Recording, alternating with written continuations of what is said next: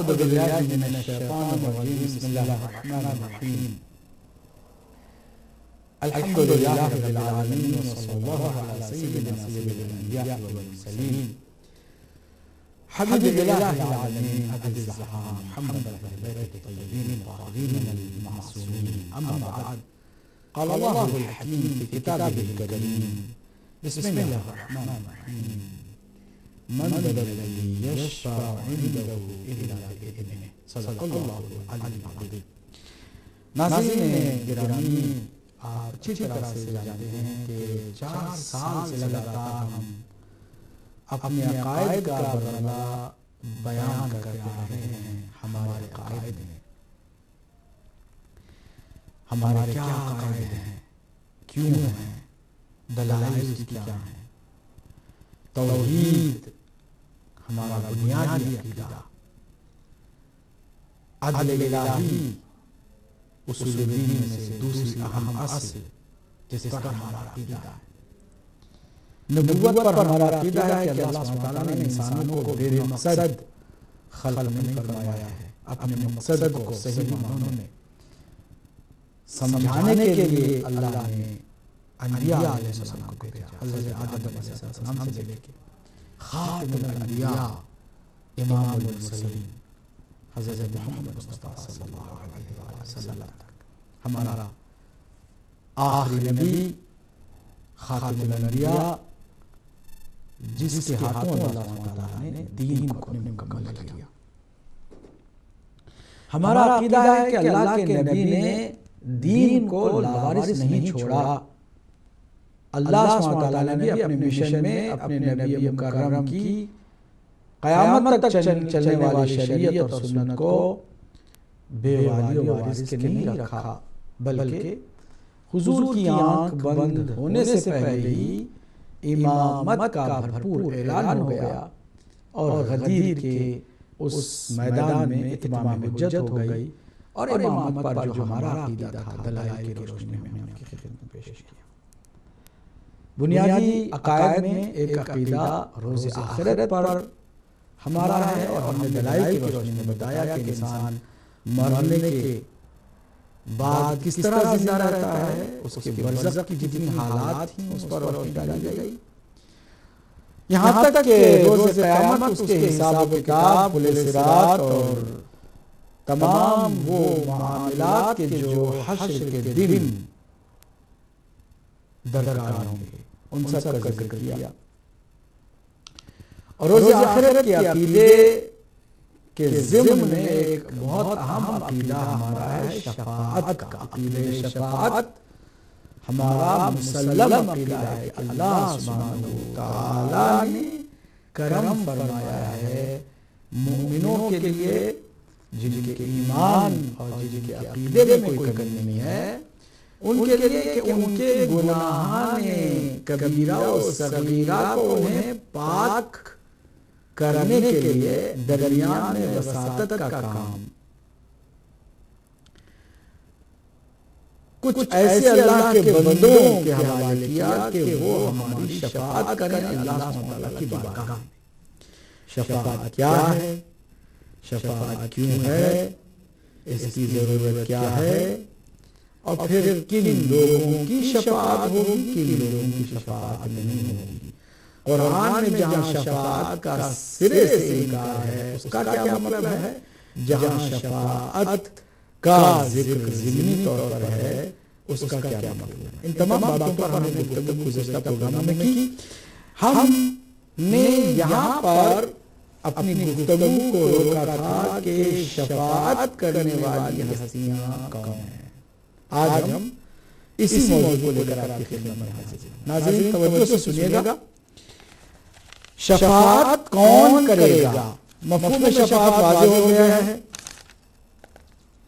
کہ شفاعت کا مطلب ہے اللہ کی بارگاہ میں اللہ کا جو سب سے پسندیدہ اور اللہ کا وہ بندہ کہ خود اسے کسی کی شفاعت کی ضرورت نہ ہو، وہ امت کے گنہگاروں کی شفاعت کرے. اللہ کی بارگاہ میں کہ پروردگار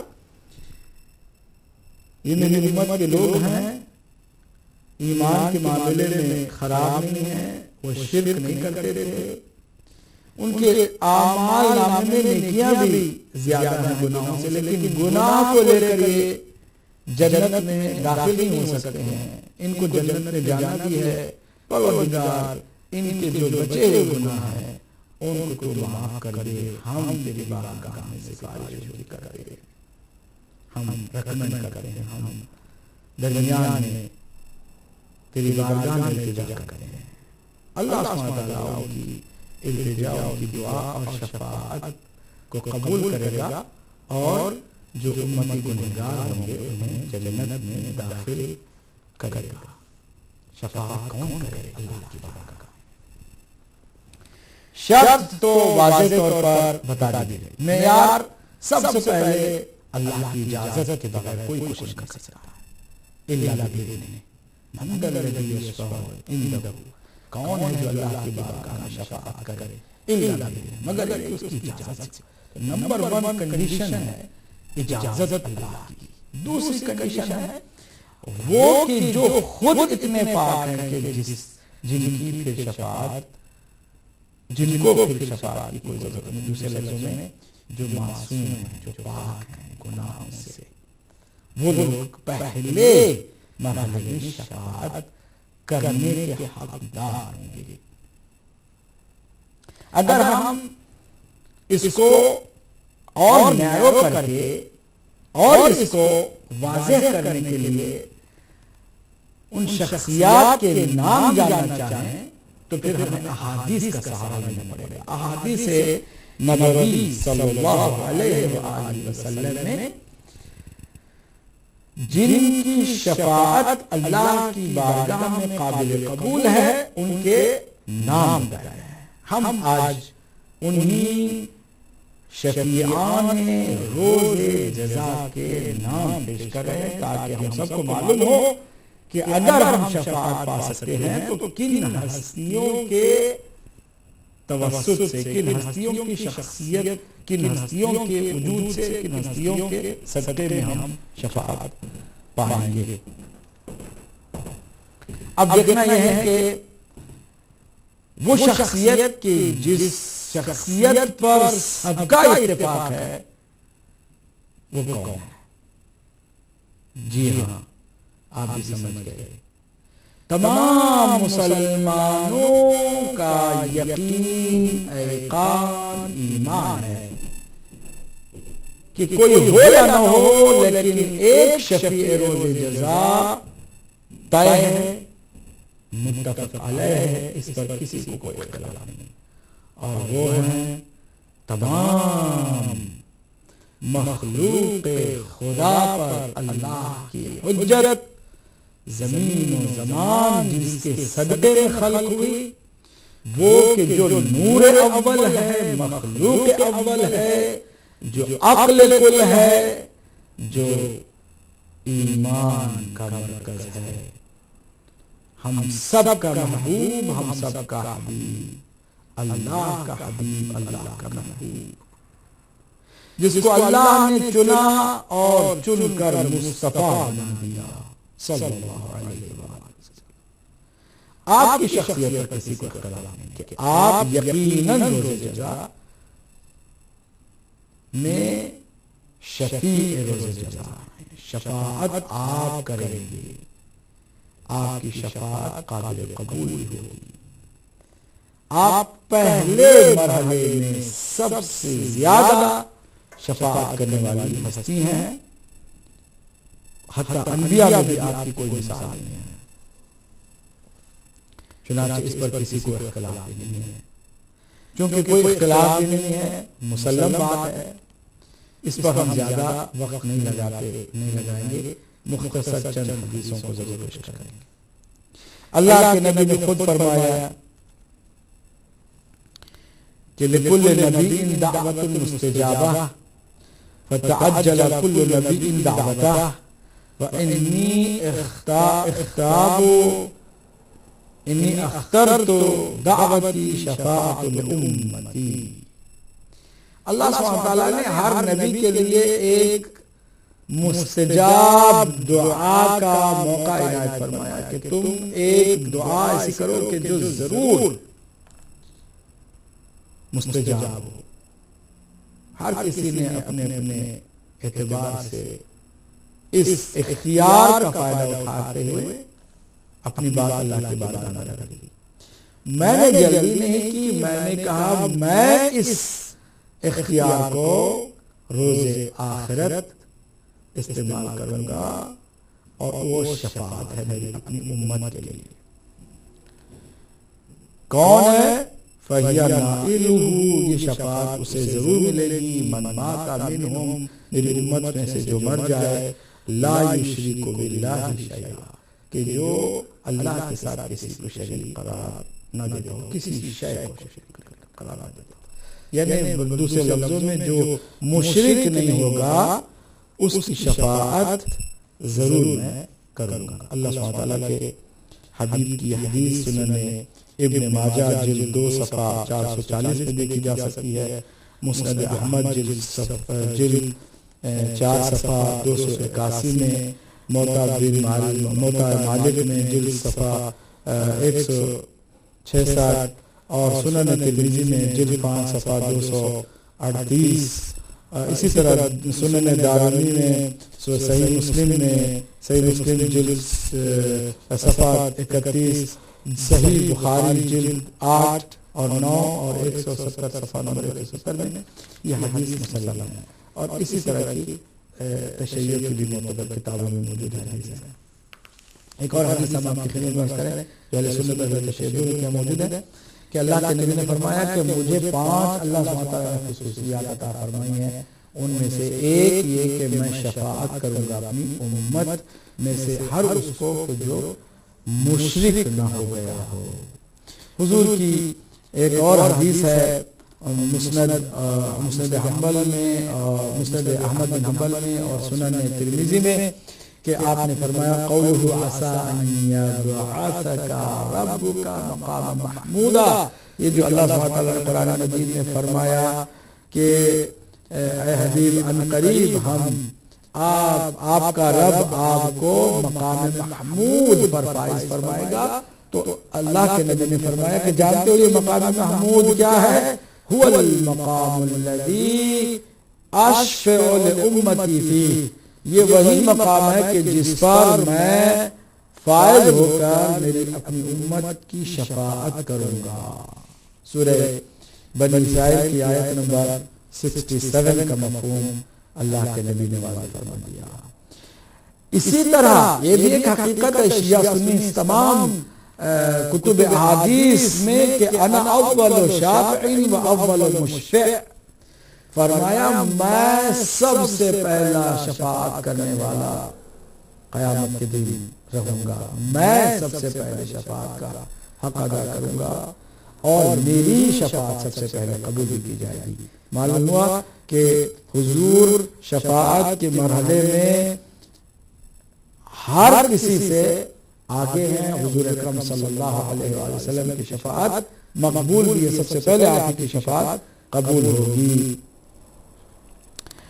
حضرت نے ایک اور مقام پر فرمایا کہ ان شفاعتی یوم القیامت لأہل الکبائر من امتی، میری امت میں جو گناہ کبیرہ کر چکے ہیں نا ان کے لیے میری شفاعت ہے، اور وہ ضرور ہوگی۔ البتہ بعد میں بتائیں گے کہ گناہ کبیرہ سے مراد کیا ہے، کہ انسان نیکیاں بھی اس قدر اس نے کی ہوں اور کچھ گناہ کبیرہ بھی اس کے نام اعمال میں رہ گئے ہوں۔ میں نے عرض کیا کہ شفاعت کا اصل میں مقصد یہ ہے کہ گناہ سے انسان کو جو کوالیفائڈ ہے، نیکیوں میں آگے ہے، لیکن چونکہ جنت میں کوئی بھی انسان گناہ کو لے کر نہیں جا سکتا اور اس کے ساتھ کچھ گناہ بھی ہیں، تو ان گناہوں کی معافی اور بخشش شفاعت کے ذریعے سے ہوتی ہے، اور اس طرح کوئی بھی شفاعت جنت میں جانے کا حقدار بنتا ہے۔ ایک اور حدیث بھی بہت ہی اہم مسند احمد بن حنبل میں جلد 6 صفحہ 428 کہ جس میں فرمایا آپ صلی اللہ علیہ وآلہ وسلم نے کہ شفاعتی لمن شہد اللہ الہ الا اللہ مخلصا یصدق قلبہ لسانہ ولسانہ قلبہ. فرمایا میری شفاعت اس کے لیے ہے کہ جو صدق دل سے لا الہ الا اللہ مخلص ہو کر پڑھے اور گواہی دے اللہ کی وحدانیت کی، کہ جس کے دل کی تصدیق زبان کرتی اور زبان کی تصدیق دل کرتی، یعنی ذرا برابر اس کے اندر نفاق نہ آیا ہو. تو معلوم ہوا کہ لا الہ الا اللہ یا محمد رسول اللہ کہنے والے بھی ضروری نہیں ہے کہ شفاعت کے حقدار ہوں جب تک کہ وہ منافقت سے پاک نہیں ہوتے. دل اور زبان جن کا ایک نہیں ہے وہ شفاعت کے حقدار بھی نہیں ہو سکتے ہیں. آپ کا ارشاد گرامی ہے کہ ان اللہ یخرج قوما من النار بالشفاعہ، میری شفاعت کے وجہ سے، میری شفاعت کے ذریعے بہت سارے لوگ ہوں گے ایسے کہ جو جہنم سے نکال کر جنت میں داخل کر دیے جائیں گے. یہ صحیح مسلم کی حدیث بھی ہے، صحیح بخاری کی بھی حدیث ہے. اچھا، یہ تو طے ہو گیا کہ اللہ کے نبی کی شفاعت کا کسی کو انکار نہیں، کوئی بھی شفاعت پیغمبر اسلام صلی اللہ علیہ وآلہ وسلم کا منکر بھی نہیں. تمام شیعہ سنی سارے شفاعت کے معاملے میں متحد ہیں، متفق ہیں کہ اللہ کے نبی کی ضرور شفاعت ہوگی. چنانچہ ایک مختصر سی بات بھی آپ کی خدمت میں کروں کہ حضرت صلی اللہ علیہ وآلہ وسلم کی خدمت میں ایک خادم تھا آپ کا، تشریف لا کر کہتا ہے، وہ خادم آتا ہے تو خادم کے لیے حضور فرماتے ہیں کہ ماں حاجت ہو، تیری کوئی حاجت ہے تو بیان کر، کیونکہ تو میری خدمت کرتا، میں چاہتا ہوں کہ تیری کوئی اس خدمت کے بدلے میں حاجت پوری کی جائے. تو کہتے ہیں حاجتی ان تشفع لی یوم القیامہ، یا رسول اللہ میری حاجت تو صرف یہ ہے کہ آپ قیامت کے دن میری شفاعت فرمائیں. تو آپ نے فرمایا کہ ومن دلک علی ھذا، کس نے تمہیں اس بات کی طرف متوجہ کیا کہ میں شفاعت کروں گا روز قیامت؟ تو اس نے مسکرا کے کہا قال ربی، میرے رب نے مجھے اس بات کی دلالت کی ہے کہ میں آپ سے شفاعت کا مطالبہ کروں، کیونکہ آپ ہی شفاعت کرنے والے ہیں. حضور نے مسکرا کے کہا کہ اما فاعلنی بکثرۃ السجود، بے شک میں شفاعت کروں گا لیکن اس معاملے میں میری مدد کرنا سجدوں کی کثرت سے، یعنی سجدے انسان زیادہ زیادہ اللہ کی بارگاہ میں کرے تو آسانی سے اس کی شفاعت کی امید رکھی جا سکتی ہے، اور اللہ کے نبی بھی اس کی شفاعت کریں گے. یہ بھی مسند احمد میں جلد 3 صفحہ 500 میں دیکھی جا سکتی ہے. یہ تو طے ہے کہ پیغمبر اسلام صلی اللہ علیہ وآلہ وسلم کی شفاعت قابل قبول بھی ہے. آپ پہلے شافع ہوں گے اور پہلے مشروع ہوں گے کہ آپ کی شفاعت قبول ہے. پہلا نام تو سب کے ایمان کا حصہ بن گیا. اب آئیے اس حدیث کو سنیں. اللہ کے نبی صلی اللہ علیہ وآلہ وسلم نے فرمایا انی لاشفع یوم القیامہ فاشفع ویشفع علی فیشفع ویشفع اہل بیتی فیشفعون. فرمایا کہ بے شک میں شفاعت کروں گا قیامت کے دن اور میری شفاعت قبول کر لی جائے گی، یعنی اللہ کی بارگاہ میں وہ شفاعت مقبول ہوگی. اور پھر علی شفاعت کریں گے اور ان کی شفاعت بھی قبول ہوگی. اب یہاں پر دوسرا نام اللہ کے نبی کے بعد جو آتا ہے وہ مولا کائنات علی ابن ابی طالب علیہ السلام کا آتا ہے. دنیا غفلت میں پڑی ہوئی ہے، دنیا نہ جانے کیسے کیسے لوگوں کے پیچھے پڑی ہوئی ہے. شفاعت کا کسی کو حق حاصل ہے تو وہ رسول اللہ کو، اس کے بعد مولا کائنات علی ابن ابی طالب کو. پھر فرماتے ہیں تیسرے مرحلے میں وَيَشْفَعُ أَهْلُ بَيْتِي، میری اہل بیت بھی شفاعت کرے گی. فَيُشْفَعُونَ، اور ان کی شفاعت قبول بھی کر لی جائے گی. انما یرید اللہ لیذھب عنکم الرجس اہل البیت ویطہرکم تطہیرا. اللهم صل على محمد وآل محمد وعجل فرجهم.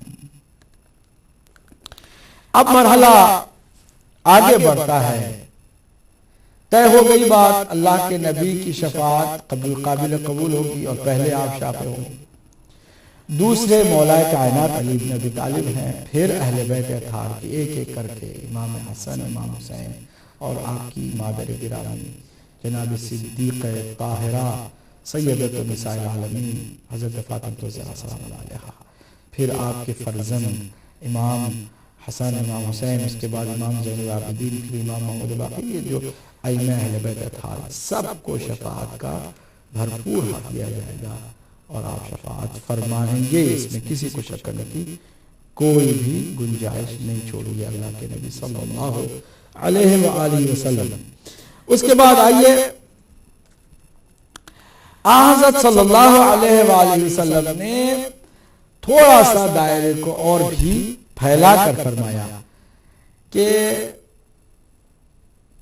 ہم اہل بیت سے کے علاوہ بھی صحابہ میں سے، علماء میں سے، شہداء میں سے وہ ہستیاں کہ جنہوں نے اپنے آپ کو پاک رکھنے کی بھرپور کوشش کی، پاک رہے، اور اگر گناہ تھے بھی تو مرنے سے پہلے انہوں نے توبہ کر کے اپنے وجود کو پاک کر لیا، ابھی ان کے ساتھ کوئی گناہ نہیں ہے، قیامت کے دن اٹھے ہیں کوئی ان کے ساتھ گناہ نہیں ہے۔ میں نے کیا بتایا تھا کہ ایک شرط یہ گناہ شفاعت کرنے کی کہ وہ خود شفاعت کہ محتاج نہ ہوں، کہ وہ خود گناہ سے پاک پہلے سے ہو چکے ہوں۔ ایسے کچھ افراد امت سے بھی ہوں گے، چنانچہ یہ حدیث بھی مجموع بیان، تفسیر مجموع بیان جلد 1 صفحہ 392 میں آئی ہے کہ اللہ کے نبی صلی اللہ علیہ وآلہ وسلم نے فرمایا کہ ان من امتی من سیدخل اللہ الجنت بشفاعتہ اکثر من مضر۔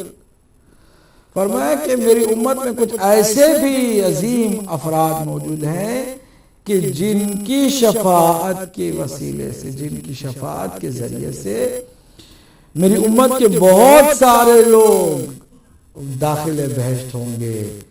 قبیلہ مضر سے زیادہ لوگ، عرب کا جو سب سے بڑا قبیلہ تھا نا وہ قبیلہ مضر تھا، تو اللہ کے نبی نے اس کی طرف اشارہ کیا کہ جو مضر قبیلہ مضر ہے نا اس سے زیادہ افراد امت کے وہ ہوں گے کہ جو شفاعت پائیں گے ان لوگوں سے کہ جو امت میں بہت پاکیزہ زندگی گزارنے والے ہیں۔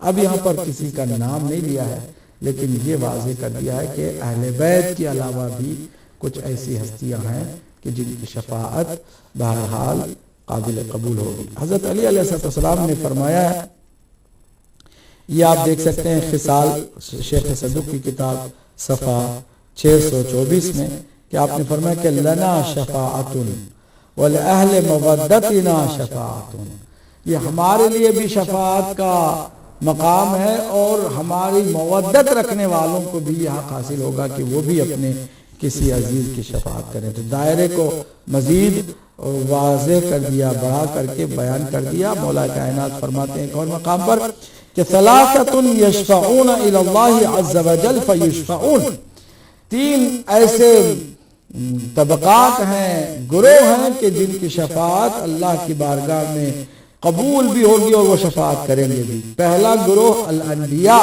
اور اس میں سردار انبیاء نمبر 1 ہے، ثم العلماء، اور پھر علماء کہ جن کی عظمت اور جلالت ان کے عمل سے ہے، نہ کہ صرف علم سے ہے۔ علم رکھنا کافی نہیں ہے جب تک کہ وہ علم عمل میں تبدیل نہ ہو جائے۔ العلماء ثم الشہداء، پھر اس کے بعد شہداء کا مقام ہے۔ تو 3 گروہ ایسے ہیں کہ جو اللہ کی بارگاہ میں شفاعت کریں گے۔ یہاں پر بھی کسی ایک کا نام نہیں لیا بلکہ گروہ کا نام لیا۔ مولا علی علیہ السلام نے شفاعت پانے والے کی بھی ایک کوالٹی بیان فرمائی ہے، اس پر بھی توجہ کیجیے، ہمارے لیے، آپ کے لیے ہے کہ ہم جو شفاعت پانے والے ہیں ہمیں کچھ ایسے کام کرنے چاہیے کہ جن کاموں سے ہمیں شفاعت کا حق حاصل ہو اور ہم شفاعت کے حقدار بن جائیں۔ چنانچہ مولا علی علیہ السلام نے اپنے فرزند محمد بن حنفیہ رضوان اللہ تعالی علیہ کو نصیحت فرماتے ہوئے فرمایا کہ اقبل من منتصل عذرہ فتنالک الشفاعہ، کسی تمہارے ایسے بھائی کی کوئی بھی معذرت جو وہ کرتا ہے اسے جلدی قبول کر لو، کیونکہ اس سے تمہاری شفاعت کی امید بڑھ جاتی ہے۔ اگر ہمارا دل اتنا سخت ہو، دھرمی اور ضدی اور عجیب و غریب مزاج ہمارا ہو جائے کہ ہم کسی کو معاف ہرگز کرنا چاہتے ہوں، معافی دینا ہمارے لیے بہت سخت ہو، اور ہم اپنے آپ کو پتہ نہیں کیا سمجھتے ہوں کہ اگر ہمارے ساتھ کسی نے کچھ برا کیا ہم اسے کبھی نہ معاف کریں، ایسی حالت ہوگی تو شفاعت بھی اس شخص کے لیے بہت سخت ہو جائے گی۔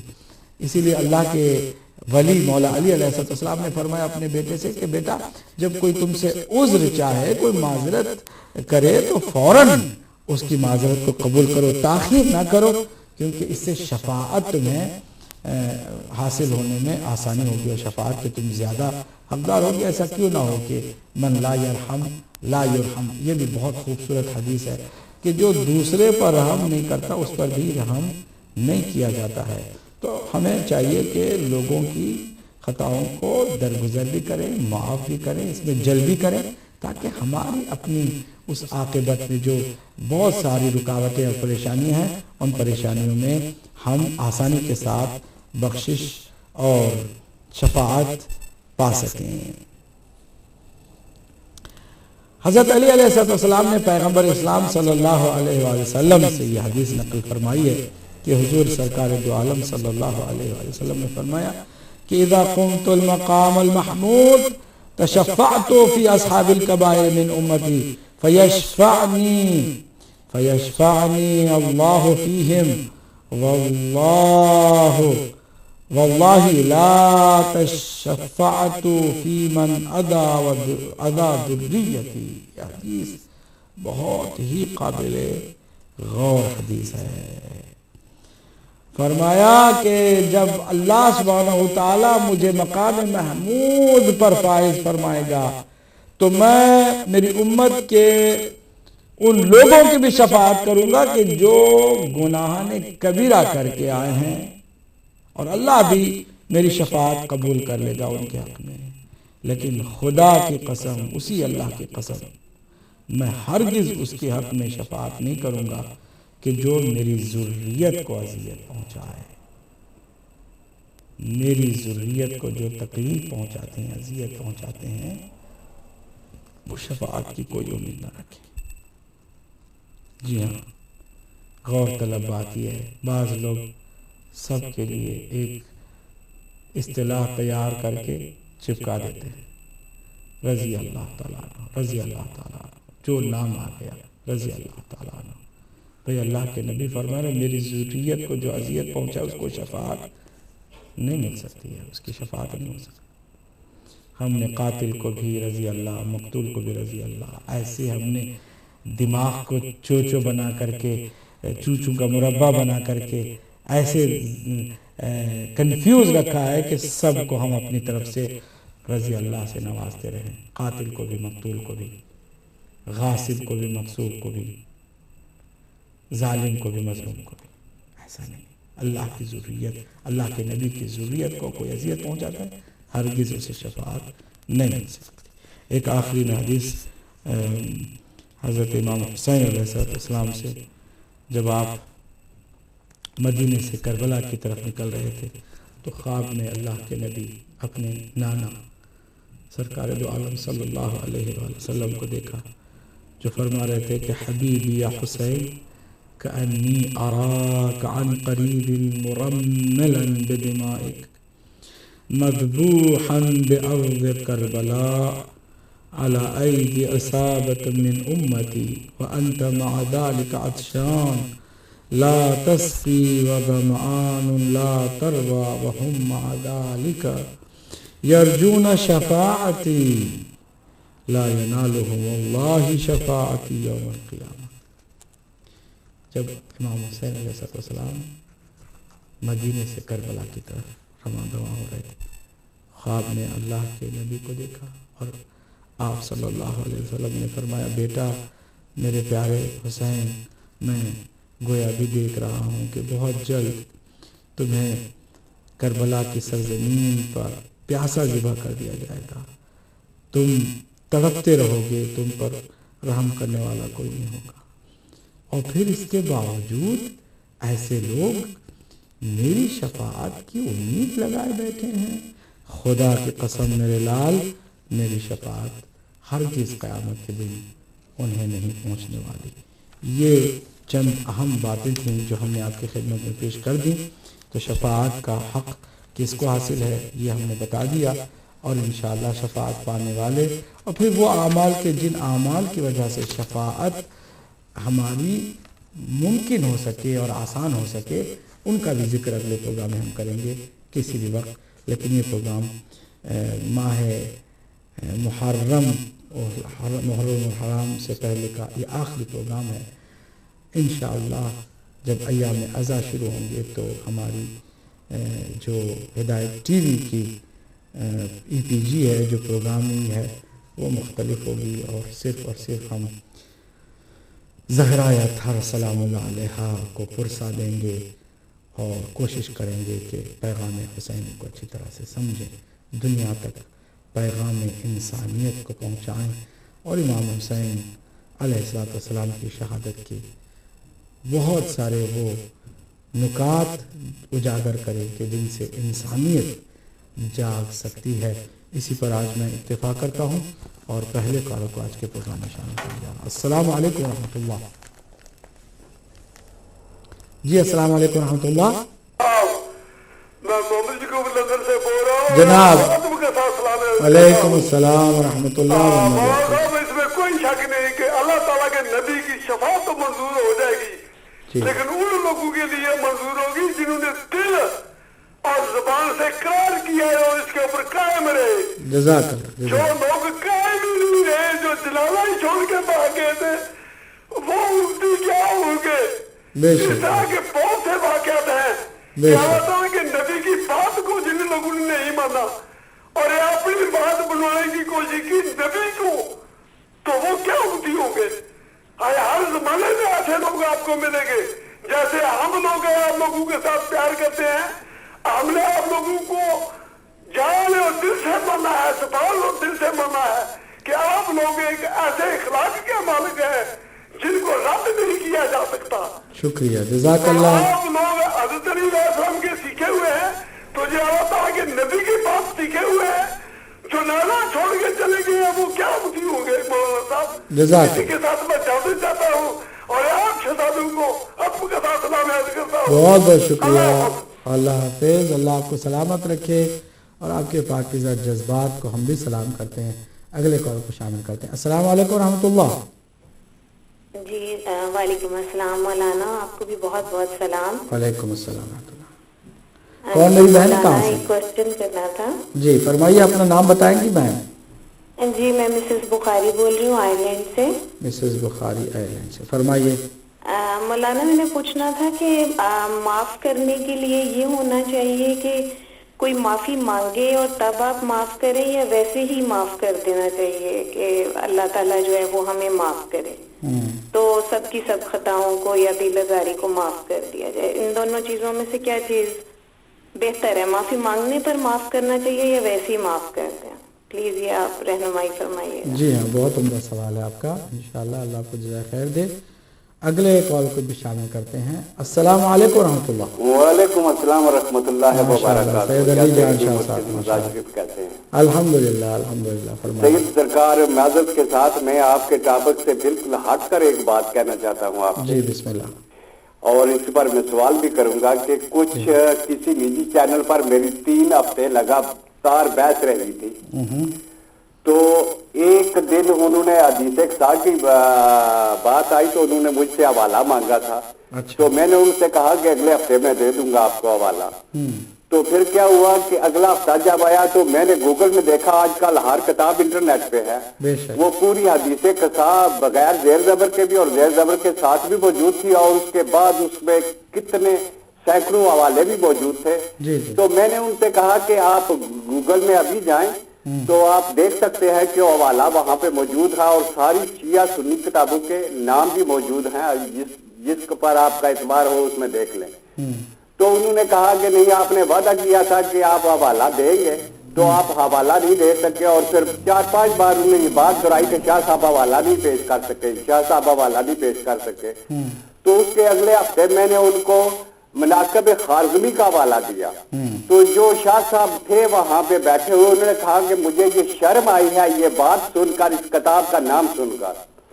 तो अभी ये है मेरे लिए मुश्किल ये बनी हुई है कि लोग मुझे फोन करते हैं जी ये आपका यूट्यूब पे चढ़ा हुआ है कि उसमें तबरसी को एक वक्त में उन्होंने कहा कि अपनी किताब का हवाला दे दो। तबरसी का नाम मेरा उधर उस हवाले में मौजूद है जो यूट्यूब पर है, मैंने तबरसी का नाम लिया था। तो वो अभी मुश्किल ये है कि जो वो बात कर रहे हैं मैंने उनको हवाला दे दिया था जी। जब मैंने हवाला दे दिया था तो फिर उन्होंने ये यूट्यूब पर चढ़ाया हुआ है कि हवाला मांग रहे हैं मुझसे। मैंने कहा गूगल में जाए, गूगल से आगे जाए। तो फिर उसी बंदे से जो बंदा वो रिप्रेजेंट कर रहा था उसी के साथ मैंने बात की। मैंने कहा भाई साहब ये 3 बातें हुई थी, उन्होंने ये तस्लीम किया कि हुई थी। अब भी वो हवाला उधर ही रखा हुआ है। वो 3 हफ्ते की बहस को छोड़कर सारी बात को सिर्फ मुझे शिया स्कॉलर लिख दिया है। तो मेरे पास तो सरकार मस्जिद का भी सर्टिफिकेट नहीं है जी। मैं ना किसी दर्ज में गया, ना ही मैं मस्जिद में किसी मौलवी के पास पढ़ने के लिए जिंदगी में गया हूँ जी। तो ये इतना बड़ा झूठ एक आम इंसान के लिए अपने मजहब को सच साबित करने के लिए बोलना जायज है? बस अल्लाह की पनाह है। हम दुआ करते हैं अल्लाह सुब्हानहू व तआला अगर काबिल हिदायत है तो ऐसे झूठों की भी हिदायत फरमाए, वरना जो झूठों पर लानत का सिलसिला है ना अल्लाह सुब्हानहू व तआला की जानिब से वो चलता रहेगा, चाहे कोई इससे मुतवज्जो हो या ना हो। यकीनन उन झूठों पर यकीनन अल्लाह की लानत होगी। और आप जानते हैं कि शिया स्कॉलर की बात करते हैं, आम लोगों को शिया स्कॉलर बना के पेश करते हैं, और हम कब से तालिब इल्म होकर उनको कहते हैं आओ भाई हमसे बात करो, मसले का हल आपको हम बताएंगे, या जो भी आपकी प्रॉब्लम है वो आने के लिए तैयार नहीं होते। या तो हमें बहुत ज़्यादा अपनी उस सतह से बहुत बुलंद मकाम में देखते हैं, या फिर वो ये समझते हैं कि पहुँचेंगे। तो बात ये नहीं है कि मुकाबिल में कौन है, बात यह है कि जो बात करने जा रहा है वो हक़ की है, और हक़ बात जब जाहिर होगी तो बातिल को रुसवाई ही होगी ना। अगले कारों को शामिल करते हैं। अस्सलाम वालेकुम रहमतुल्लाह। वालेकुम सलाम मौलाना, मैं कारदार बोल रहा हूँ लंदन से। कारदार साहब फरमाइए जी।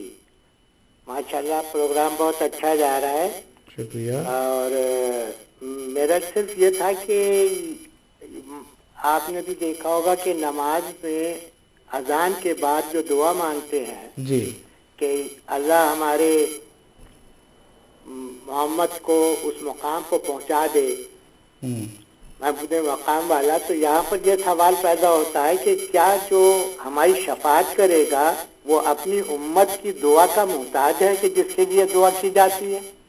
ठीक है, क्योंकि कुरान में लफ्ज तो वो जरूर है, लेकिन उसकी माने ये तो नहीं निकलते कि दुआ करो।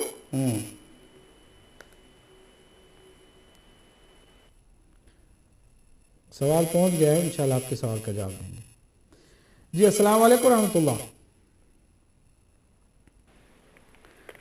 अस्सलाम वालेकुम रहमतुल्लाह। वालेकुम सलाम। मौलाना साहब क्या हाल है? ठीक है अल्हम्दुलिल्लाह। इश्तियाक भट्ट साहब फरमाइए। माशाल्लाह, अल्लाह ताला आपको सेहत और सलामती भी दे और पाक परवरदिगार खदाई टीवी को तरक्की भी अता फरमाए। आमीन। और मुहर्रम के दिनों में हमारे तमाम पूरी दुनिया के मोमिनीन पाक परवरदिगार हर इबादत से अल्लाह पाक उन्हें बाफाजत गुजारे। तो माशाल्लाह मौलाना साहब आपकी गुफ्तगू सुनी तो गुजारिश ये है कि शफाअत के बारे में पूछना था कि सरकार दो आलम सल्लल्लाहु अलैहि वसल्लम के जमाने से लेकर मैं आपको बता दूं कि सकीफा से लेकर करबला तक जिन लोगों ने मोहम्मद और आल मोहम्मद के साथ ज्यादतियां की, जुल्म किए, जो भी उसमें आ जाए, क्या उनकी शफाअत भी आका दो जहां या हमारे आइमा करेंगे या नहीं? तो दूसरी बात जो शाह साहब ने आपसे गुफ्तगू की, मैं भी थोड़ा सा इसमें परेशान हूं कि झूठों के ऊपर खुदा की लानत है मौलाना साहब कि कुछ अपनी मतलब की 1 सेकंड की बात काट के उन्होंने उनको शिया आलम और शिया स्कॉलर और बहुत बड़ा लिख के जाहिर किया। वो हम जैसे ऐसे आम से बंदे, हम रोज उनसे मिलते रहते हैं, لیکن जूठों के ऊपर खुदा की लानत होती है। मौलाना साहब उनको ये सोच लेना चाहिए कि जब मैंने पूरी गुफ्तगू उनकी सुनी है, परेशान होने की माशाल्लाह सईद अली जान साहब को कोई जरूरत नहीं है। झूठों के ऊपर खुदा की और खुदा के रसूल की लानत होती है। वो खुद ये समझते हैं, पाक परवरदिगार अगर वो हदायत के काबिल हैं तो हदायत दे, वरना उनका शर उन्हीं की तरफ लौटाए। दुआओं में याद रखिएगा। इश्तियाक भट्ट साहब अगले कॉल को शामिल करते हैं। अस्सलाम वालेकुम रहमतुल्लाह। अस्सलाम वालेकुम वरहमतुल्लाह। वालेकुम सलाम वरहमतुल्लाह। आप जी साहब मखसूस हैं सईद जनाब मकसूद हुसैन सैयद साहब। बस एक चैनल आजकल बड़े शब्दों मत से एड़ी चोटी का जोर लगा रहा है कि जनाब हुसैन को शियों ने ही कत्ल किया है, उन्होंने ही बुलाया, उन्होंने ही कत्ल किया। तो सवाल ये है कि क्या कूफा में सब शिया थे? और दूसरा, जब हजूर ने वो जनाब उम्मे सलमा को वो दी थी शीशी कि जब मेरा हुसैन शहीद हो जाएगा तो इसका रंग खून में बदल जाएगा, तो क्या ये नहीं फरमाया कि हुसैन को अपने ही शहीद करेंगे, लिहाजा ये घर का मामला है, यहीं तक हमें उस पर सब्र कर लेना चाहिए? ये बस ये क्यों ऐसी इस बात के पीछे पड़े हुए हैं कि एक अनजानी बात को ये तो साबित नहीं कर सके जनाब सईदा के साथ किसी उम्मुल मोमिनीन ने कभी कोई ऊंची आवाज से बात भी की हो या कभी उनके खिलाफ कुछ किया हो, ये तो साबित नहीं कर सके। और कूफा के जितने भी रहने वाले थे वो सब के सब क्या शिया थे और प्री प्लान था ये सिलसिला के जनाब हुसैन को शहीद करके ही रहेंगे। इसके साबित करने से क्या साबित होता है? बहुत मेहरबानी। अल्लाह आपको जज़ा खैर दे। हम आपके सवाल को पूरे एक मुहर्रम अल हराम में अहम मौजू के तौर पर पेश करने की कोशिश करेंगे कि वाक़ई कातिलीन इमाम हुसैन कौन है। क्यों बाज़ लोग असली कातिल को समझना नहीं चाहते, मानना नहीं चाहते, उनकी तरफ जाना नहीं चाहते?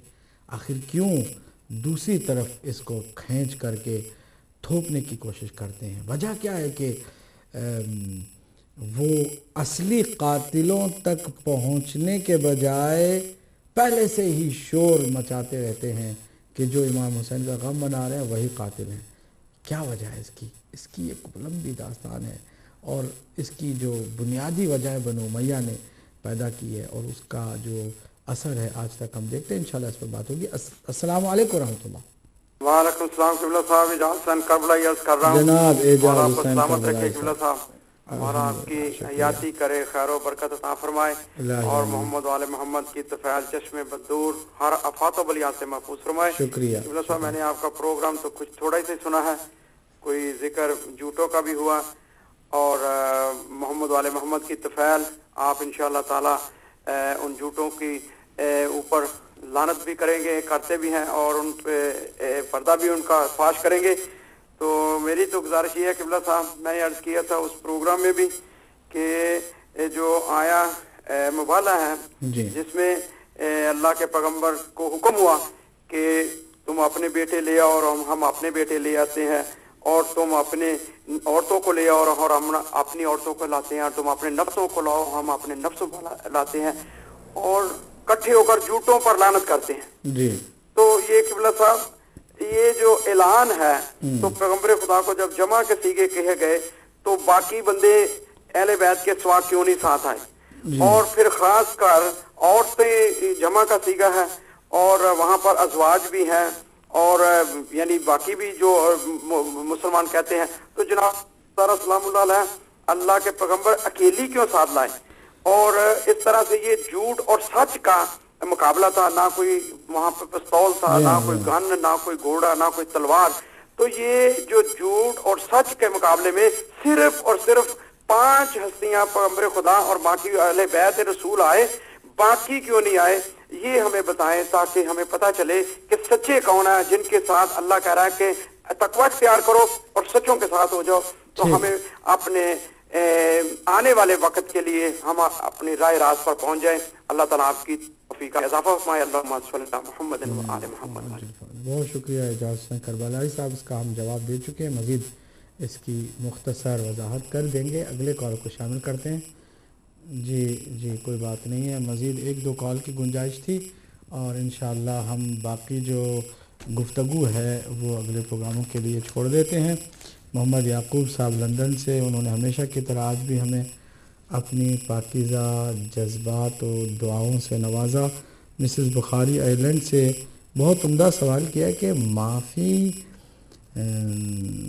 دینا یا معاف کر دینا کیا بغیر کسی کی طرف سے معافی مانگے ایسا ہمیں کرنا چاہیے، یا پھر معافی مانگنے پر ہی معاف کر دینا چاہیے؟ جواب میں آپ کی خدمت میں عرض کروں کہ کچھ ایسے موارد ہیں، کچھ ایسے حالات ہیں کہ جن حالات میں ہمیں اس سے معافی، اس کی خطاؤں کو ویسے ہی درگزر کر دینا چاہیے، اور انتظار میں نہیں بیٹھنا چاہیے کہ وہ ہم سے معافی مانگے تو ہی ہمیں معاف کرنا ہے۔ نہیں، ہم نے معاف کر دیا اور اس کی طرف متوجہ بھی نہیں ہوئے کہ اس نے معافی مانگی کہ نہیں مانگی۔ وہ موارد مختلف ہیں، ہم اس کی طول و تفصیل میں نہیں جاتے، لیکن اس کا ایک کرائٹیریا ہے، ضرور میں آپ کی خدمت میں ایک نشانی کے طور پر بتاتا ہوں۔ کچھ ایسے آپ سے چھوٹے، کم علم، نادان، جاہل، ان پڑھ، گنوار لوگ ہوتے ہیں جو انہیں اندازہ بھی نہیں ہوتا، انہیں پتہ بھی نہیں ہوتا کہ وہ کیا کہہ رہے ہیں یا کیا کر رہے ہیں، جس سے آپ کو تکلیف ہوئی، آپ کے کسی حق کو پامال کیا گیا۔ تو ایسے وہ لوگ کہ جو آپ سے چھوٹے ہیں اور آپ کے علم کے ساتھ ان کا علم نہیں ہے، وہ بہت ہی کمزور ہیں اس معنی میں کہ علم اور معرفت اور بصیرت، معلومات، نادانی ان کی زیادہ ہے، معلومات ان کی کم ہے۔ ایسی صورت میں یہ کرائٹیریا میں بتا رہا ہوں، ورنہ ہر ایک کی الگ الگ تفصیل موجود ہے، تو ہمیں معافی ان کے مانگنے سے پہلے معاف کر دینا چاہیے۔ جاہل ہے، آپ کو میں اللہ کے نبی کا انداز اور دیگر انبیاء علیہ السلام کا انداز قرآن سے بھی بتا سکتا ہوں کہ انہوں نے یہ کہا کہ میری قوم نہیں جانتی ہے پروردگار، تو انہیں معاف کر دے۔ معافی مانگنے سے پہلے ہی معاف کر دیا ہے، اور اللہ سے بھی دعا کریں کہ پروردگار ان کی خطاؤں کو درگزر کر دے، کیونکہ یہ جانتے نہیں ہیں، نادانی ہے، نادانی میں مبتلا ہے۔ البتہ کچھ لوگ دانا سمجھ بوجھ کر کوئی ایسی خطا کرتے ہیں کہ جس کا اثر صرف میری ذات تک محدود نہیں ہے، بلکہ اجتماع میں بھی اس کا برا اثر ہو سکتا ہے۔ تو ایسے لوگوں کو ہمیں اس بات کا احساس دلانا ہے کہ انہوں نے بہت بڑی غلطی کی ہے۔ سمجھدار محسوس کرے کہ اس نے غلط کیا۔ اس کے لیے آپ منتظر رہیں گے، بغیر اس کے کہ اپنے دل میں کینے کو آنے دیں۔ اس کا بھی خیال رکھیے، اگر اہل ایمان کے درمیان کوئی ایسی بات ہوتی ہے، مومنین کے درمیان، تو کینے کو اور بغض کو دل میں آنے ہی نہیں دیا جائے۔ بغیر دل میں کینہ پیدا کیے اسے اس لیے معاف نہیں کر رہے ہیں ایسے ہی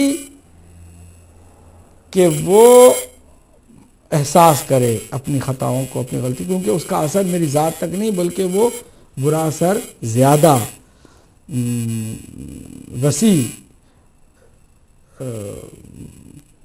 وسیع طور پر جو ہے پایا جاتا ہے اس کی گناہ کا یا اس کی خطا کا۔ تو ایسے پر آپ کو معاف نہیں کرنا چاہیے، بلکہ منتظر رہنا ہے کہ اس کو احساس ہو، آپ بھی احساس دلائیں، معافی مانگے، پھر اس کو معاف کیا جائے۔ ورنہ عام طور سے جو ہم سے چھوٹے ہیں اور نادان ہیں، انہیں ہمیں معافی مانگنے سے پہلے ہی معاف کر دینا چاہیے۔ کاردار صاحب نے بہت گفتگو حسین کی، سید علی جان شاہ صاحب نے تو اپنی بات بتائی، میں نے اسی وقت بتا دیا کہ جھوٹ بولتے ہیں تو ہم کیا کریں، اور عام ہمارے کالرز کو، جیسے ہمارے یہ شاہ صاحب ہیں، ان کو جو ہے وہ اسکالر کہہ کے اپنے آپ کو بڑا کر کے پیش کرنے کی کوشش کرتے ہیں، جبکہ ہم طالب علم ہیں اور ہم کب سے بلا رہے ہیں، کب سے منتظر ہیں کہ اگر کسی بات میں آپ کو ہمارے کسی عقیدے کے بارے میں چیلنج کرتے ہیں، تو آئیے ہم آپ کی خدمت میں آپ کے ساتھ بیٹھتے ہیں، دنیا کو معلوم ہو جائے کہ کس کے پاس دلیل ہے اور کس کے پاس دلیل نہیں ہے۔ کاردار صاحب نے سوال کیا کہ یہ جو اذان کے بعد دعا پڑھی جاتی ہے اور اس میں مقام محمود پر پہنچانے کی دعا مانگی جاتی ہے اللہ کے نبی کے لیے، تو کیا نبی مکرم صلی اللہ علیہ وسلم ہماری دعاؤں کے محتاج ہیں؟ نہیں، دعاؤں کے محتاج تو نہیں ہیں، لیکن دعا یہ اللہ کے نبی نے خود ہمیں بتائی ہے. جیسے خود درود ہے نا، درود خود بھی یہ دعا ہے. اے اللہ تو رحمت نازل کر محمد پر اور آل محمد پر. تو ہم کون ہوتے ہیں دعا کریں ان ہستیوں کو؟ کیا ہماری دعاؤں کے وہ محتاج ہیں؟ بالکل نہیں ہیں. یہ ایک اٹیچمنٹ کا اچھا طریقہ ہوتا ہے آپ کا ان کے ساتھ جو تعلق ہے، اس تعلق کو ظاہر کرنے کے لیے. کوئی اس میں قباحت نہیں ہے. ہم اس لیے نہیں دعا کرتے ہیں کہ اللہ کے نبی ہم دعا کریں گے تو ہی مقام محمود پر فائز ہوں گے، ہم درود بھیجیں گے تو ہی اللہ کی رحمت ان پر ہوگی. ایسا نہیں ہے. ہم درود پڑھیں یا نہ پڑھیں، دعا مقام محمود کے لیے مانگے یا نہ مانگے، اللہ کا نبی اور اللہ کی نبی کی آل وہ آلریڈی اس مقام پر ہے. ہم اپنی اٹیچمنٹ کو اور اپنے تعلق کو اور اپنے اس رشتے کو اور اس نسبت کو ظاہر کرتے ہیں. اس طرح ہم روحانیت اپنے اندر پیدا کرتے ہیں. اشتیاق بھٹ صاحب لوٹن سے، شفاعت کیا ان لوگوں کو حاصل ہوگی کہ جو محمد اور آل محمد کو اذیت پہنچاتے آئے ہیں، سقیفہ سے کربلا تک، پھر کربلا سے آج تک بہت سارے مومنین کو صرف اس لیے شہید کیا جا رہا ہے کہ یہ اللہ کے نبی کی آل کی محبت رکھتے ہیں، یہ حسین کیوں کرتے ہیں، یہ علی کیوں کرتے ہیں، یہ بار بار اہل بیت اطہار کا ذکر کیوں کرتے ہیں. بس اسی ایک بغض میں انہیں شہید کیا جاتا ہے. تو یہ اذیت ہے، رسول اللہ کو اذیت پہنچائی جا رہی ہے، آل رسول کو اذیت پہنچائی جا رہی ہے. ہرگز ان لوگوں کے حق میں شفاعت نہیں ہوگی. میں نے کچھ حدیثیں پڑھ کے بھی آج سنائی. مقصود حسین سید صاحب نے واٹ فورڈ سے پوچھا کہ آج بھی کچھ لوگ پورا زور لگا رہے اس بات پر کہ بھئی شیعوں نے امام حسین کو مارا اور شیعوں نے ہی رونا پیٹنا شروع کیا اور آج تک وہ سلسلہ جاری ہے. میں حیران ہوں اس بات پر زور دینے والوں کی سوچ پر حیران ہوں کہ آخر کیا ملتا ہے 1400 سال کے بعد بھی کہ آپ اصلی قاتل کو ڈھونڈنے سے قاصر ہیں. جاتے ہی نہیں. سیدھی بات ہے، یزید امام حسین علیہ السلام کا قاتل ہے. اب وہ درمیان میں افراد اس کے ہاتھوں کس طرح آ گئے اور کس طرح یزید کے لشکر میں شامل ہو گئے، یہ ہر کسی کی بدبختی تھی اور اس کی نہایت ہی جہنم میں جانے کی قسمت تھی. وہ اپنی جگہ پر ہے. جو کچھ بھی بعد میں افراد کا ذکر ہوگا، کوفے والے ہوں، شام والے ہوں، بصرہ والے ہوں، مدینہ والے ہوں، کوئی بھی ہوں، کہیں سے بھی ہوں، وہ اگر یزید کی اس سازش میں اور یزید کے اس قتل میں شریک ہوئے ہیں تو اللہ ان کو یزید کے ساتھ ہی محشور کرے اور محشور کرے گا. لیکن یزید سے ہٹا کر توجہ ان لوگوں کی طرف کیوں بار بار لوگوں کے ذہنوں کو لے جایا جا رہا ہے کہ جن کی کوئی حیثیت نہیں ہے؟ قتل کیا یزید نے، بیعت کا مطالبہ کیا یزید نے، ظلم کیا یزید نے. یزید کے جتنے کارندے تھے وہ چاہے کہیں سے بھی آئے، کسی کے بھی تھے، کوئی بھی خاندان اس کے ساتھ تعلق تھا، وہ سب کے سب یزید کے ساتھ محشور ہیں. یزیدی اللہ کی لعنت کے مستحق ہیں، چاہے کوئی بھی ہوں، کہیں سے بھی ہوں، کوفے سے ہوں یا کہیں اور سے ہوں. لیکن سوال یہ پیدا ہوتا ہے کہ یہ کیوں زور دیا جا رہا ہے کہ لوگوں کے ذہنوں کو اصلی امام حسین کے قاتلین سے ہٹا کر کوفے والوں کی طرف لے جائیں، خالی کوفے والوں کی طرف لے جائیں؟ جواب اگر جاننا چاہیں نا تو بنو امیہ نے اس کو ڈائیورٹ اس لیے کروایا پروپیگنڈے کے ذریعے سے کہ صرف یزید تک بات ٹکنے والی بھی نہیں ہے. بات یزید تک رکنے والی ہوتی تو وہ بھی کھلم کھلا یزید ہی کو قاتل ٹھہرا کر کے یزید پر لعنت کرتے ہوئے ہمارے ساتھ غم حسین میں شریک ہو جاتے، کوئی پرابلم ہی نہ ہوتی. ہمارے ساتھ غم حسین میں شریک نہ ہو کر کے یزید اور یزیدی ٹولوں سے توجہ ہٹا کر کے خود حسین کے عاشقوں پر الزام دینا اس بات کی دلیل ہے کہ وہ گھبرائے ہوئے ہیں کہ بات یزید کی حد تک رکنے والی بھی نہیں ہے، بہت آگے جائے گی، یہاں تک کہ وہ سارے ان کے پیارے دنیا میں رسوا، ذلیل اور خوار ہو جائیں گے، کیونکہ امام حسین کے خون میں ان تمام ارباب اقتدار کا بھی ہاتھ نظر آئے گا کہ جنہوں نے پورے 50 سال میں ایک پوری باقاعدہ سازش کے تحت کربلا برپا کی تھی۔ میں اس کو ماہ محرم کے لیے چھوڑتا ہوں۔ اعجاز حسین کربلائی صاحب نے مباہلہ کا سوال پھر سے کیا کہ جمع کے صیغے فقل تعالیٰ ندعو ابناءنا، تم اپنے بیٹوں کو لاؤ، بیٹوں کو لاؤ، و ابناءنا و ابناءکم و نساءنا و نساءکم و انفسنا و انفسکم، تو یہ جمع کے صیغے کیوں استعمال ہوئے جبکہ صرف بیٹوں کی جگہ پہ امام حسن حسین، عورتوں کی جگہ پر صرف ایک بیوی، اور انفسنا کی جگہ پر، نفسوں کی جگہ پر صرف ایک شخص مولا کائنات، باقی لوگوں کو کیوں ساتھ نہیں رکھا؟ بابا یہی بات ہم سمجھانا چاہتے ہیں۔ گنجائش موجود تھی، حجت اللہ نے اس طرح تمام کی۔ اگر علی سے بھی ہٹ کر کوئی نفس رسول کی جگہ لینے والا ہوتا تو وہ بھی شریک ہوتا۔ گنجائش رکھی ہے جمع کا صیغہ استعمال کر کے۔ نساءنا و نساءکم میں گنجائش تھی کہ ازواج جتنے تھیں وہ سب کے سب شریک ہوں، کسی کو نہیں شریک کیا، ادھر سے جمع کے صیغے استعمال کیے تاکہ دنیا کو واضح کر دیں کہ یہ بات سچ اور جھوٹ کے درمیان واضح فرق کرتی ہے کہ اس وقت کائنات میں 100% سچے افراد صرف 5 تھے۔ یہ جو خمسہ طیبہ ہیں، 5 ایسی شخصیات کہ جو پاک و پاکیزہ اور ہر عیب و ریب سے منزہ اور سچائی کے علم بردار ہیں۔ اگر کوئی چھٹا ہوتا تو ضرور وہاں ہوتا، کیونکہ بہرحال آیت میں گنجائش تھی، جمع کے صیغے تھے، گنجائش بہرحال موجود تھی۔ اس کے باوجود اللہ کے نبی کسی کو نہیں لے کے گئے، واضح کر دیا کہ بس انہی 5 کے پیچھے چلو گے تو سچائی کے ساتھ چلو گے، ان میں سے کسی کو بھی چھوڑ دو گے تو تم سچ کو چھوڑ دو گے اور جھوٹ کی طرف چلے جاؤ گے۔ ہم اللہ سبحانہ تعالیٰ کی بارگاہ میں دعا گو ہیں کہ اللہ سبحانہ تعالیٰ ہم سب کو سچوں کے ساتھ ہی رکھے، سچوں کے ساتھ ہی اپنی زندگی گزارنے کی توفیق دے، اور سچوں کے ساتھ ہی مرنے کا شرف عطا فرمائے، اور سچوں کے ساتھ ہی حشر کے دن ہمیں پروردگار اٹھائے، اور سچوں کے ساتھ ہی ہمیں جنت میں داخل کرے۔ اللہ سبحانہ تعالیٰ آپ سب کا حامی و مددگار اور ناصر ہو، اور رسول اور آل رسول کی محبت ہر ایک کے دل میں بسے۔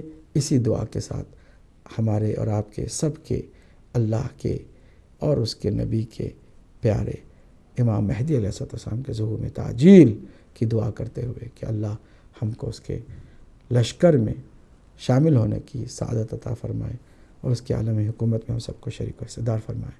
وآخر دعوانا الحمدللہ رب العالمین۔ السلام علیکم ورحمۃ اللہ وبرکاتہ۔